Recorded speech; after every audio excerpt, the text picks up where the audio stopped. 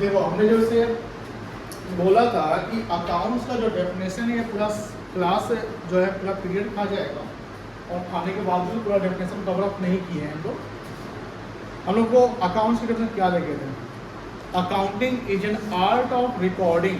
Recording का मतलब है द ट्रांजेक्शन और events which are occurred into the business on day to day of business operation must be recorded into the books of account and that is called journal. क्या बोलते हैं उसको? Journal. Classification means what? Classification is the classification of transaction and events into a separate individual groups of account that is called heads of account.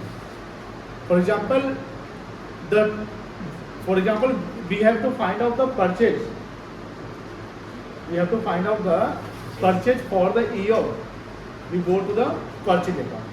We have to find out the total sales of the year. We have to go to the sales account. कोई दिक्कत नहीं है? यानी वहाँ पर एक different heads of account बनाते हैं, जो क्लासिफिकेशन क्लास बनाते हैं। क्लास में तो होता है ग्रुप कर देना। तो क्लासिफिकेशन तक हम लोग देखे थे। हमने यहाँ पर ये भी समझा था कि ट्रांजेक्शन होता है क्या है और कैसे इसको प्रोसेस समझते हैं कि कोई प्रोप्राइटर ने पैसा लगाया तो प्रोप्राइटर जो मनी इन्वेस्ट करता है उसको क्या बोलेंगे? कैपिटल। ये भी ट्रांजेक्शन है, कैपिटल ट्रांजेक्शन है। इसने सामान खरीदा, सेल किया, रेंट दिया, ये सब क्या करेंगे? ट्रांजेक्शन करेंगे। क्लासिफिकेशन तक हम लोग लिख लिए थे, उसके बीच में हम लोग ईयर डिस्कस किए थे। आज लेक्चर नंबर 3 चलेगा, है ना? हम लोग क्लियर कर रहे हैं।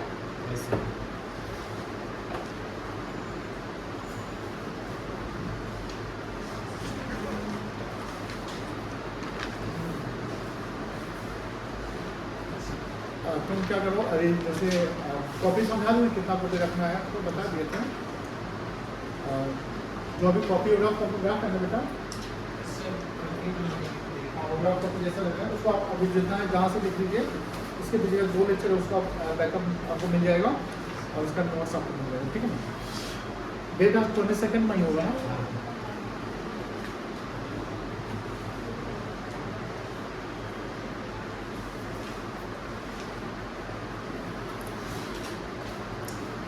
Summarizing.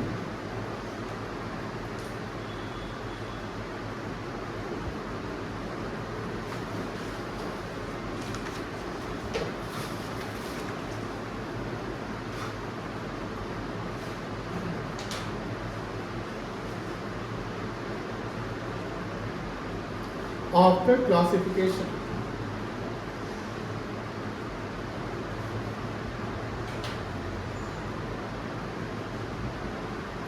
of transactions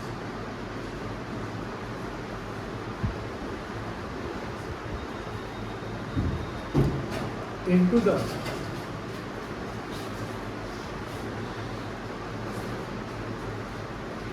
proper heads of accounts,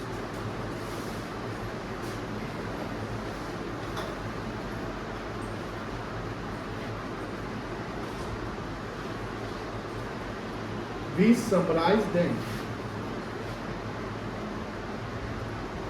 into the into the trial balance.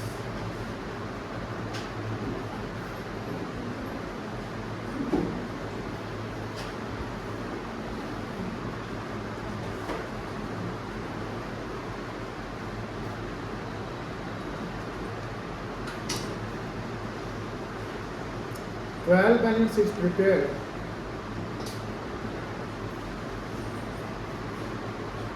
to find out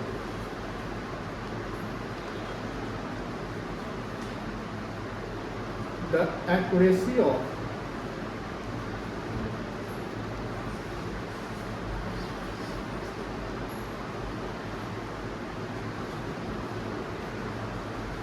accounting process.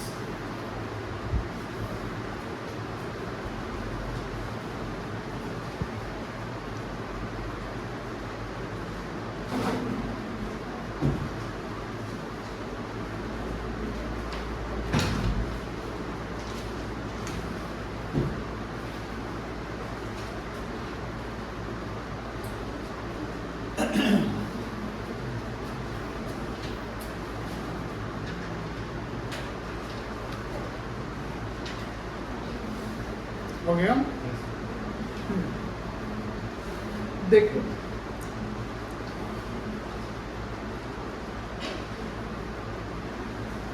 Book है किसी के पास? बुक है नहीं, अकाउंट्स का ओवर। यहाँ पर हमने स्टार्टिंग में बताया था, यहाँ क्या लिखा हुआ है? बुक कीपिंग लिखा हुआ है, डबल एंट्री भी लिखा हुआ है, डबल एंट्री बुक कीपिंग लिखा हुआ है ना। चलिए, तो ये डबल एंट्री बुक कीपिंग, तो डबल एंट्री जानते हैं जो आप डेबिट क्रिएट करते हैं, बुक कीपिंग में क्या क्या आता है वो समझेंगे। अकाउंट्स का जो इनिशियल स्टेज होता है अकाउंटिंग करने का, जो इनिशियल स्टेज हमने बताया था, सबसे पहले रिकॉर्डिंग करते हैं। सबसे पहले क्या करते हैं? रिकॉर्डिंग करते हैं। तो अकाउंटिंग क्या है? Accounting is the process. Accounting क्या है? Process. Accounting is the process.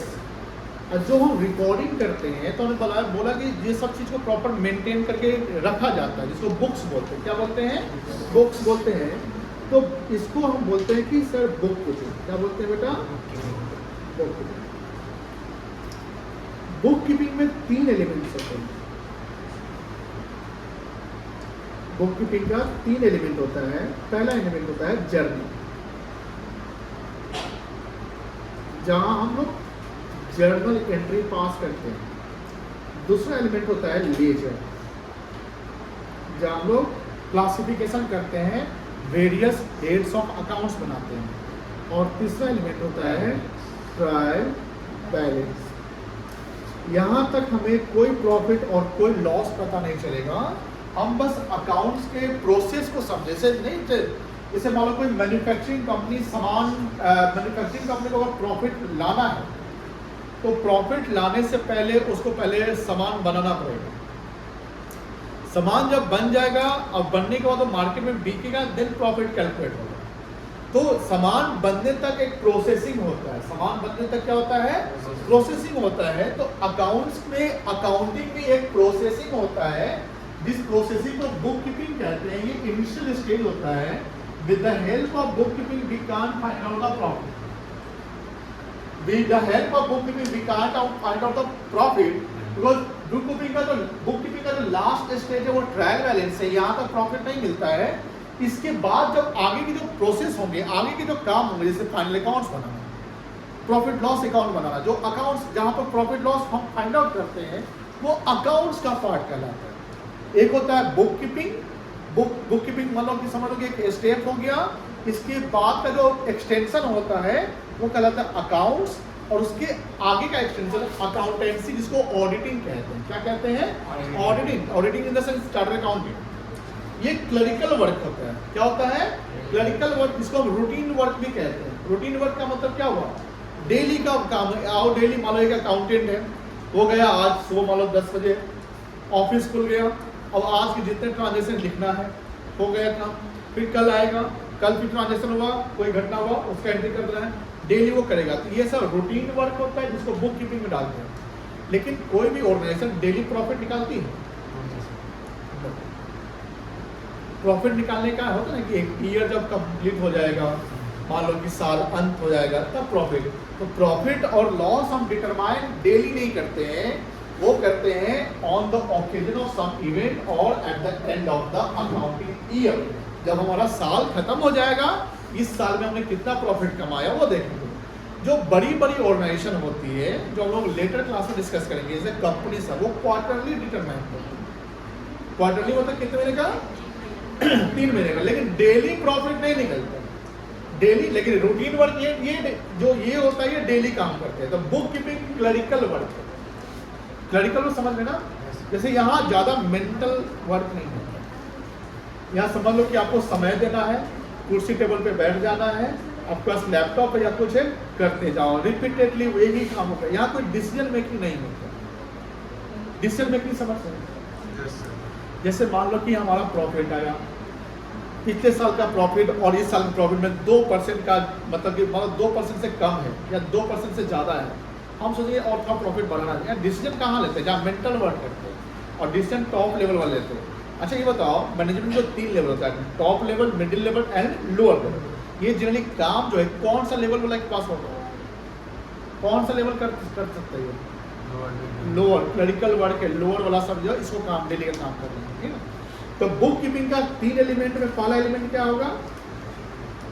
पहला एलिमेंट क्या होगा बेटा? जर्नल। सबसे पहले क्या चलेगा? जर्नल चलेगा। जर्नल के बाद हम कहाँ पहुंचेंगे? लेजर। और लेजर के बाद कहाँ पहुंचेंगे? ट्रायल। अब अकाउंट्स का डेफिनेशन जो 3 वर्ड था उसमें पहला वर्ड था रिकॉर्डिंग। क्या था? Recording of transaction. जर्नल में क्या करेंगे? Recording of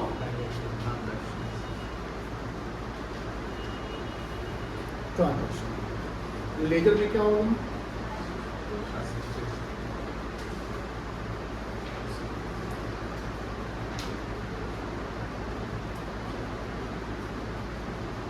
classification of recorded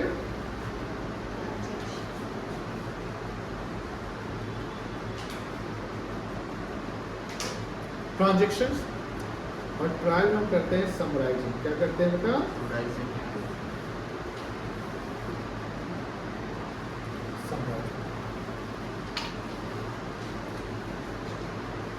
ऊपर का लिख लिया है ना? यस। छोड़ दिया बेटा? ऊपर का नहीं?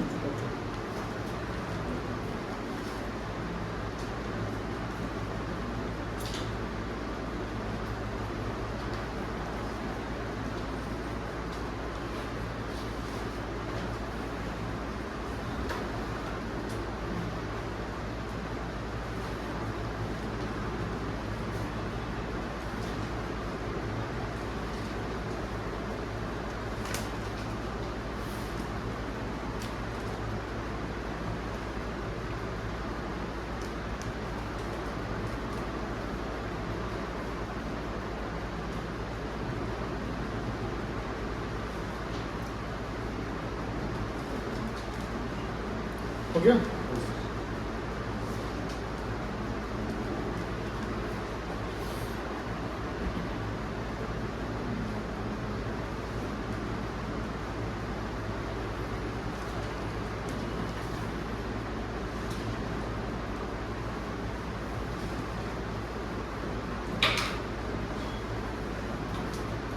चले आगे। चलो, डबल एंट्री सिस्टम कब आया था याद है? कब आया था? 1494।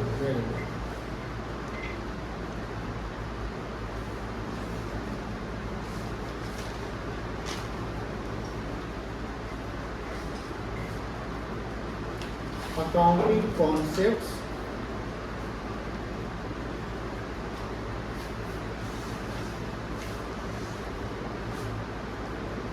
principles, policies and methods.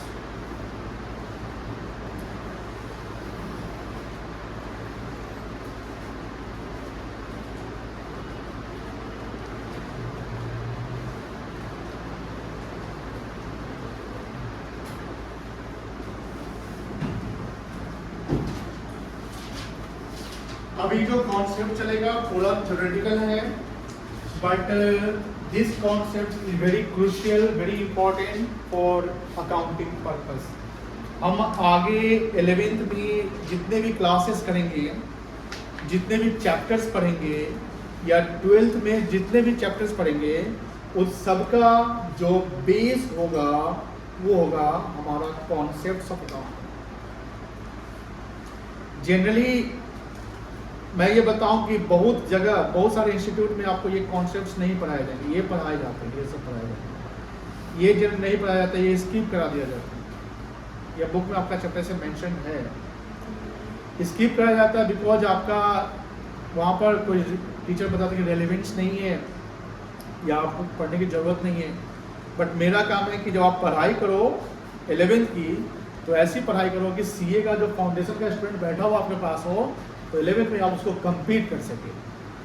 नहीं सकते सीए फाउंडेशन को तैयारी कर रहे हैं, आप 11th में पढ़ रहे हो, तो वहाँ उसको कंप्लीट, क्योंकि फाउंडेशन की जो पढ़ाई होती है ना, वहाँ पर पूरा थ्योरेटिकल नॉलेज देते हैं, थ्योरी कॉन्सेप्ट्स आपके कितने क्लियर है।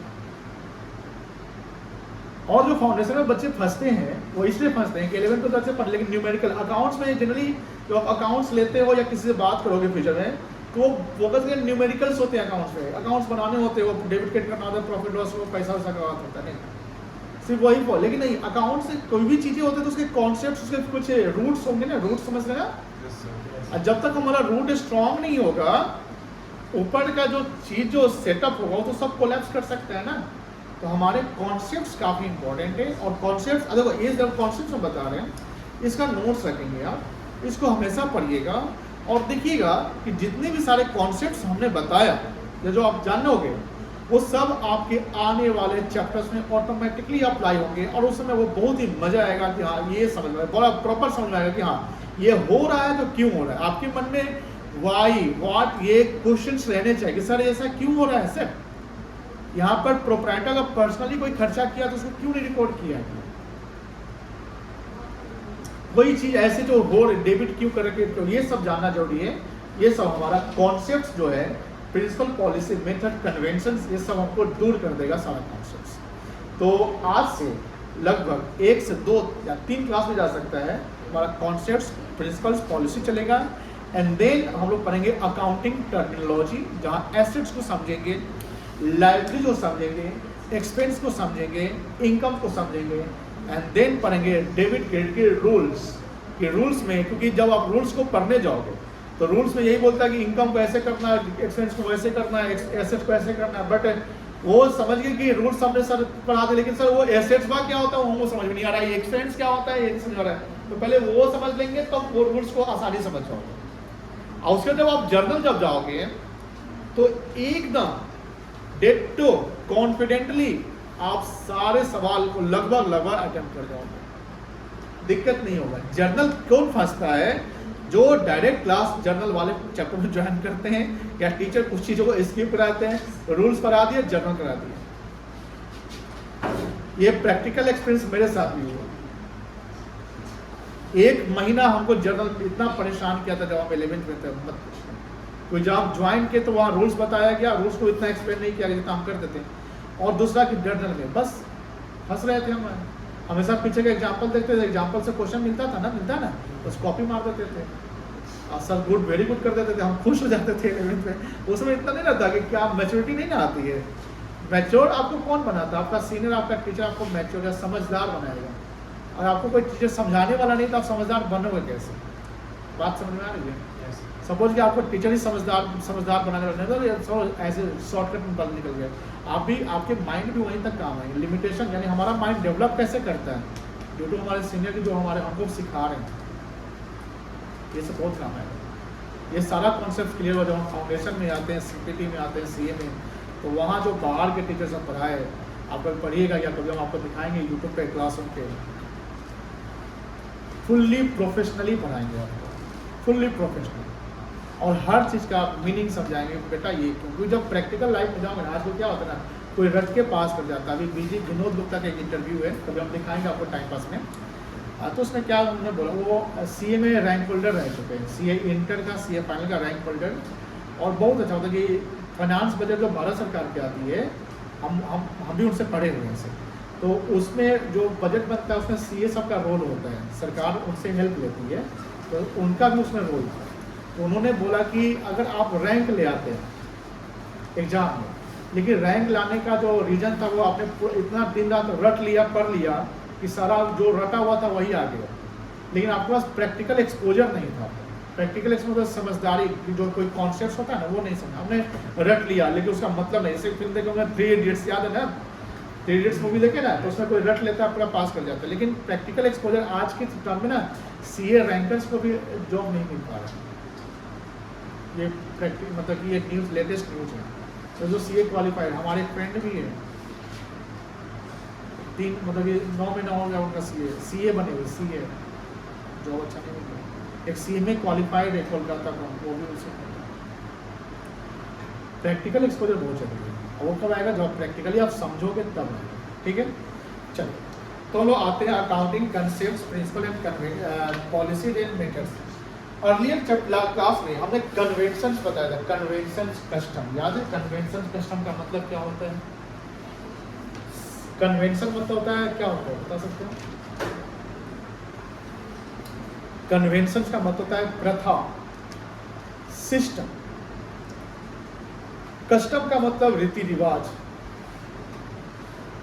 जैसे हमारे समाज में हमारे पूर्वजों का जो कस्टम, जो रीति रिवाज, जो सिस्टम या प्रथा रहा है, हम लोग अपने डेली लाइफ, हमारे परिवार में या हमारे जीवन में वो अप्लाई किया जाता है, नहीं किया जाता है। आपके यहाँ कोई सीनियर आते हैं, जैसे मान लो मामा जी आ गए, फूफा जी आ गए, मौसा जी आ गए, कोई भी आ गए, आप उनका चरण स्पर्श करते हैं कि नहीं करते हैं? अब आप इंग्लैंड से आए रहते हैं, मान लेते हैं, या इंग्लैंड का कोई बच्चा आपका दोस्त है, वो आया रहता है, तो चरण स्पर्श करेगा? वो बोले हेलो माय नेम इज निक, है ना, ऐसे बोलेगा, चाहे वो 55 साल का हो और 12 साल का हो, हाय हेलो। तो जो 55 साल के मामा जी को कभी बताओ तो बिगड़ गया बच्चा, कहाँ से आया, विदेश से आया। क्योंकि इंग्लैंड के कस्टम कुछ अलग है, इंडिया का कस्टम कुछ अलग है, हर कंट्री का या हर जगह का। जैसे साउथ में चले जाओ तो साउथ के कुछ अलग कस्टम हो जाते हैं, नॉर्थ ईस्ट चले जाओ, हर जगह कस्टम। लेकिन जो कस्टम बनाया पूर्वजों ने, जनरली लोग उसको एक्सेप्ट करते हैं। अब बोलो सर कोई को नालायक होता है जो एक्सेप्ट नहीं करता है, हो सकता है ऐसा, एक्सेप्शंस आर एवरीवेयर, है ना। एक्सेप्शन क्या है? सब जगह। अकाउंट्स में कुछ कस्टम्स होते हैं, जैसे हमने बोला कि accounting is not the law. Accounts के किताब में कहीं नहीं देखिएगा अकाउंटिंग एक्ट, ये कोई नहीं। जैसे आरबीआई का अपना लॉ है, कंपनीज का अपना लॉ है, हिंदू सक्सेशन एक्ट का अपना लॉ है, एलएलपी का अपना लॉ है, सबका लॉ लिखवाए होंगे, बैंकिंग रेगुलेशन का अपना लॉ है, सबका लॉ है। बट अकाउंटिंग करने का कोई लॉ नहीं। कहीं कहीं देखिएगा एक मेथड ऑफ अकाउंटिंग, जैसे यहाँ मेथड लिखा है कि मेथड ऑफ अकाउंटिंग में फॉर्म ए जो है, फॉर्म जब भी बोले तो बिजनेस एंटिटी को समझिएगा, फॉर्म ए जो है ये दूसरा मेथड यूज कर लिया है, फॉर्म बी जो है वो दूसरा मेथड यूज कर लिया है, दोनों अकाउंटिंग कर रहा है, लेकिन दोनों के जो अकाउंटिंग के जो मेथड है वो दोनों सही है। तो सब, लेकिन हाँ मेथड का भी ये कि इतने मेथड फॉलो करने, इतने कॉन्सेप्ट फॉलो करने हैं, बट हाँ कि मेथड अगर आप फॉलो करते हो तो same method you have to apply every year, same system of accounting you have to apply every year. तो कुछ कॉन्सेप्ट्स, कुछ मेथड हमको समझने हैं जो आगे काम आएगा, और जब हम आपको ये समझाएंगे तो इसमें भी समझाएंगे कि ये प्रैक्टिकली कैसे होता है। सबसे पहला कॉन्सेप्ट हम लोग जो लिखेंगे वो लिखेंगे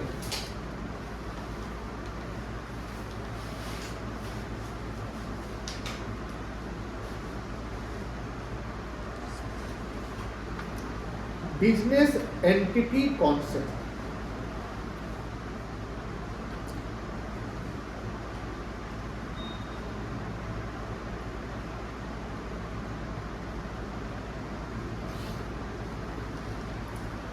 कभी सुनेंगे नाम? Yes sir, very good. समझते हो उसके बारे में? बता सकते क्या होता है?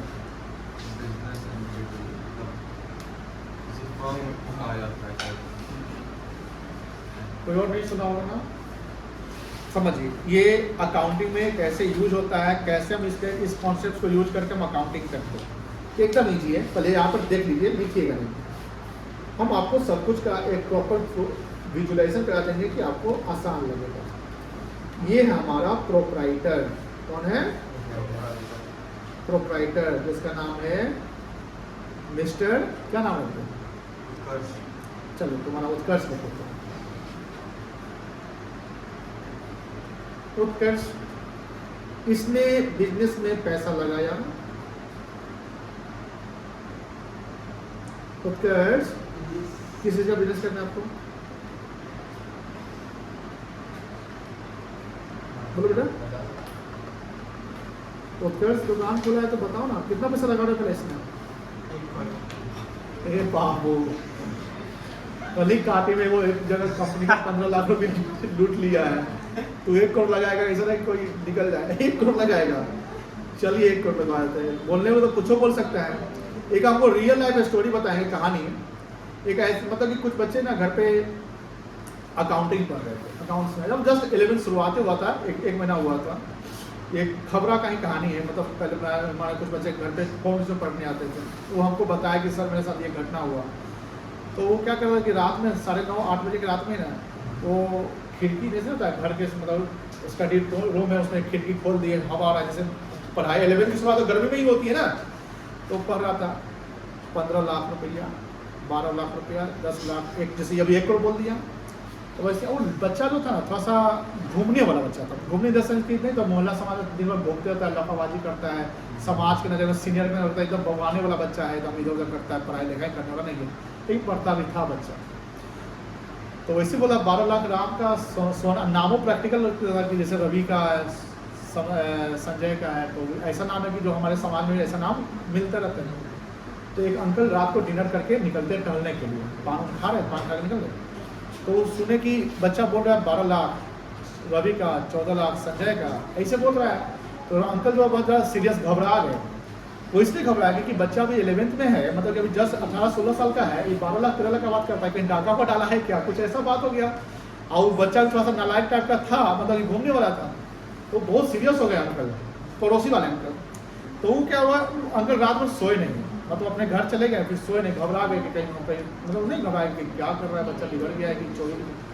तो सुबह 8:15 बजे 8-8:15 बजे वो उसके घर आते हैं। तो उसके पापा जो है, उस बच्चे के पापा अपना चाय पी रहे हैं, पेपर पढ़ रहे हैं, तो पढ़ रहे हैं, तो वो आराम से आकर बैठ जाते हैं कुर्सी पर, थोड़ा सीरियस मुद्रा में एकदम।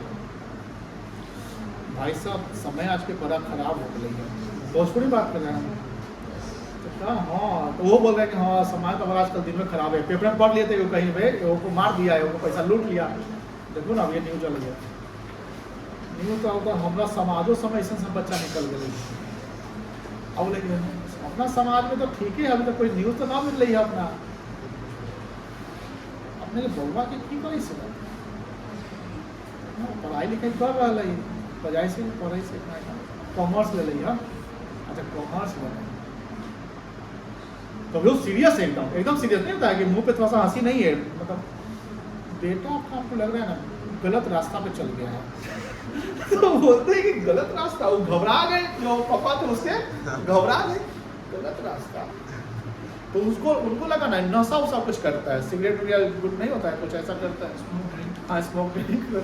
तो ना हमारा बच्चा तो कुछ ऐसा नहीं कर रहा है, नशा वसा तो कुछ नहीं करता है, पैसा वसा तो हम देवे नहीं करते उसको, मम्मी को बोल दिए साल के उसको खाली ऑटो का और रिक्शा भाड़ा देना, उससे ज़्यादा नहीं देना ना, वो नशा नहीं करता है, पैसा का नशा हो गया बच्चा को। पैसा का नशा क्या हो रहा है, अगर नहीं देखिए ऐसा ना कि उसके पास अभी जाके घर में चेक करिए, बैग में 15-20 लाख रुपये आपको कैश मिल जाएगा।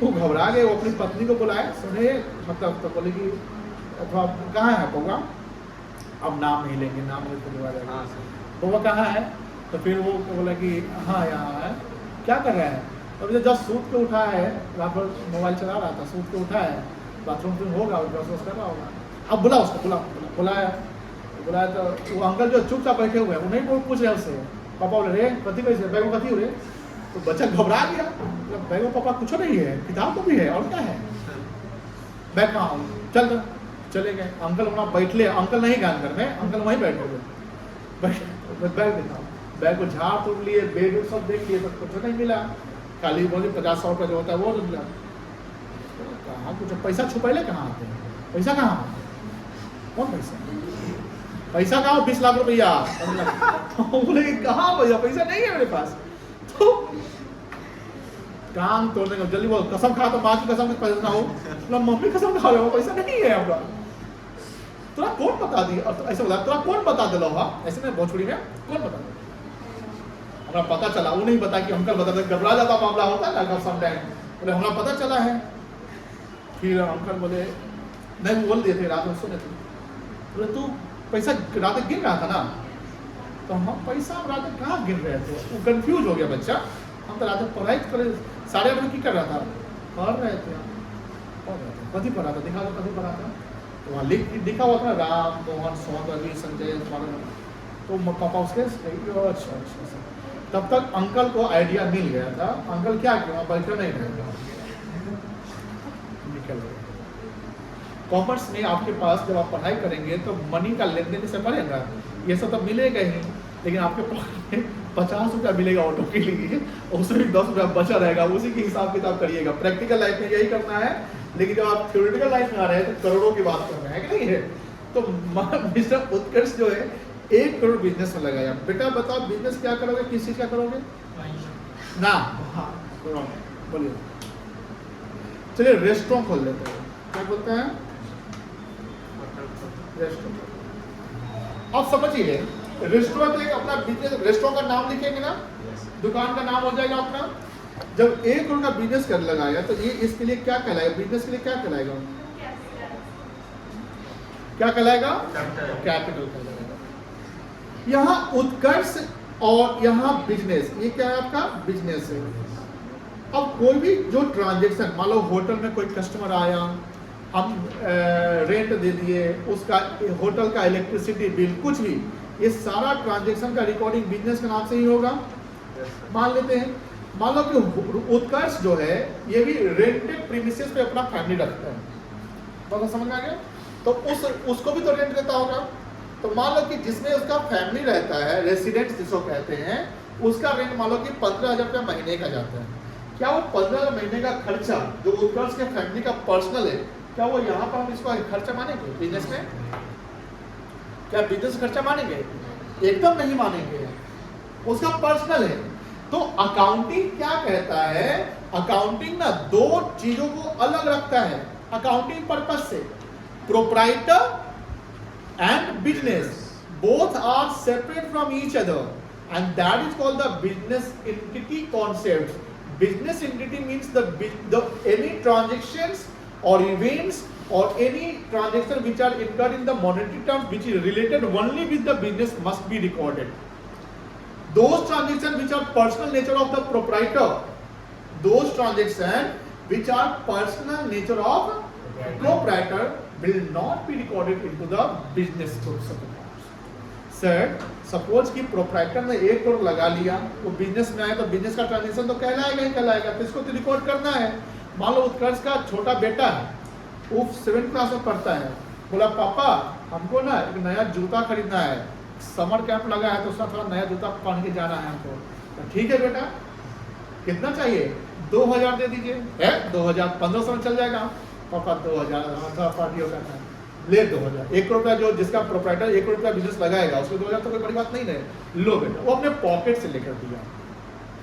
मुझे बताइए क्या वो जो 2,000 रुपया पॉकेट से लेकर उत्कर्ष दिया, क्या उसको हम यहाँ पर मेंशन करेंगे बिजनेस में? नहीं करेंगे। लेकिन मान लो कि उत्कर्ष दुकान पे बैठा हुआ है, गल्ला पे बैठा हुआ है, वहाँ उसका बेटा आता है, बोलता है पापा हमको 2,000 रुपया दीजिए। पॉकेट देखता है तो उत्कर्ष के पॉकेट में 1 रुपये नहीं है। वो खोलता है गल्ला, गल्ला में मिलता है 20,000 रुपया कैश, है ना, उसमें से 2,000 ले बेटा ना। अब बताइए वो वाला रिकॉर्ड होगा जो गल्ला से निकाल कर दिए? यस। क्लियरिटी आ रही है? देखो पूरा क्रिस्टल क्लियर होना चाहिए। अकाउंटिंग जो हम कर रहे हैं तो पूरा कॉन्सेप्ट क्लियर होना चाहिए कि कौन सी चीजें बिजनेस वाला बुक्स ऑफ अकाउंट में रिकॉर्ड होगा, कौन सा नहीं होगा। जो आप पर्सनल पॉकेट से, मान लो कि उत्कर्ष ने रमेश से कर्जा लिया और अपने घर पे ही रखे हुआ है, तो वो बिजनेस का पार्ट नहीं माना। लेकिन उत्कर्ष रमेश से कर्जा लिया और बिजनेस में लगा दिया। उत्कर्ष रमेश से लोन लिया और कहाँ लगा दिया? अब बताइए वो रिकॉर्ड करेंगे? तो any transaction related with business must be recorded. तो यहाँ पर प्रोप्राइटर और बिजनेस को सेपरेट कौन सा कॉन्सेप्ट करता है? समझ गए ना? प्रोप्राइटर और बिजनेस को सेपरेट कौन करता है? Business entity concept. Business entity concept means what? अभी लिखिएगा नहीं, उनको लिखने दीजिए पहले।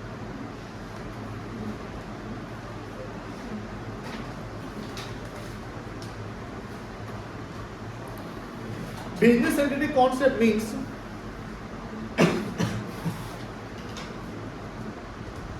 the proprietor and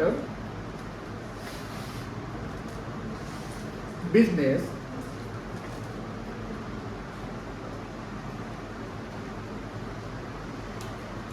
both are separate from each other. यानी यहाँ पर हो गया